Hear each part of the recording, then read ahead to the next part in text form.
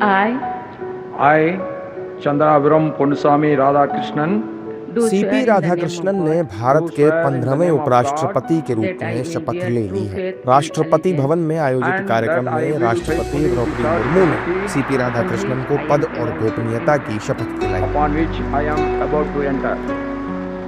इस मौके पर प्रधानमंत्री नरेंद्र मोदी और पूर्व उपराष्ट्रपति जगदीप धनखड़ भी मौजूद रहे। वहीं पीएम मोदी ने सीपी राधाकृष्णन को उपराष्ट्रपति बनने पर बधाई दी। उपराष्ट्रपति चुने जाने से पहले राधाकृष्णन महाराष्ट्र के राज्यपाल थे। शपथ ग्रहण समारोह के लिए एनडीए के तमाम वरिष्ठ नेताओं के साथ साथ विपक्ष के नेताओं को भी निमंत्रण भेजे गए थे, लेकिन इस कार्यक्रम में विपक्ष नजर नहीं आया। विपक्षी दलों के नेताओं ने कहीं व्यस्त होने की वजह बताई तो कहीं सत्ता पक्ष पर इज्जत न देने का आरोप लगाया। राहुल गांधी जी देश के नेता प्रतिपक्ष हैं, उनके ऊपर बहुत बड़ी जिम्मेदारी है। देश में कई जगह उन्हें जाना रहता है, उनके पूरे नियोजित कार्यक्रम रहते हैं।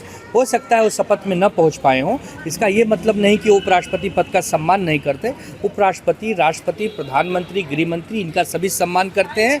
ये अलग बात है कि हम वहाँ नहीं पहुँच पा रहे हैं किन्हीं और कारणों से, लेकिन कोई इसको राजनीति के चश्मे से न देखे। नेता विरोधी दल लोकसभा में से राहुल गांधी जी की कहाँ व्यस्तता है ये तो हमें नहीं पता, कांग्रेस पार्टी बेहतर बताएगी। लेकिन जिस तरह से विपक्ष का मजाक उड़ाया जाता है, विपक्ष को सम्मान सत्ता पक्ष नहीं देता है, तो राहुल गांधी जी दूरी बनाते हैं। विपक्ष भी सरकार का अंग होता है। अपोज नहीं है तो डेमोक्रेसी में तो ऐसा नहीं, लेकिन मैं समझता हूँ बहुत सारे लोगों को निमंत्रण ही नहीं दिया गया, ऐसा तो नहीं होता है। उपराष्ट्रपति के शपथ ग्रहण समारोह में विपक्ष की गैर मौजूदगी पर एनडीए नेताओं ने जमकर हमला बोला है। एनडीए के नेताओं ने आरोप लगाया है कि विपक्ष अब पूरी तरह से बौखला गया है। शपथ ग्रहण समारोह में न पहुंचना ये दर्शाता है कि उनके दिल में सत्ता पक्ष के लिए कोई सम्मान नहीं है। ये तो संवैधानिक पद है और इसमें ये सभी लोगों को, विपक्ष के लोगों को भी विपक्ष का नेता के रूप में इस कार्यक्रम में शामिल होना उनकी जिम्मेदारी थी।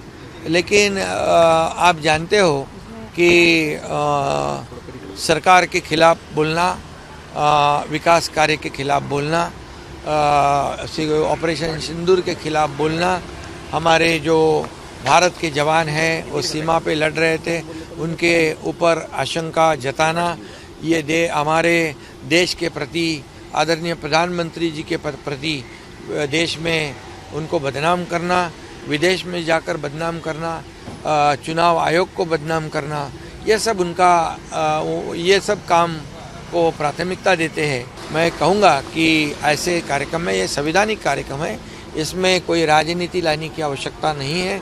इस पर मुझे उपराष्ट्रपति जी को पहले बधाई देनी है, शुभकामनाएं देता हूँ। ईश्वर उन्हें शक्ति दे कि भारत के नागरिकों की आशा के अनुरूप इस देश को चलाने में, इस देश को श्रेष्ठ राष्ट्र बनाने में अपनी भूमिका का निर्वहन करें। ऐसी भगवान उनको शक्ति और सद्बुद्धि दे। बाकी रही विपक्ष की, विपक्ष इस समय दिग्भ्रमित है। विपक्ष को लोकतंत्र में क्या करना चाहिए ये नहीं कर रहे हैं।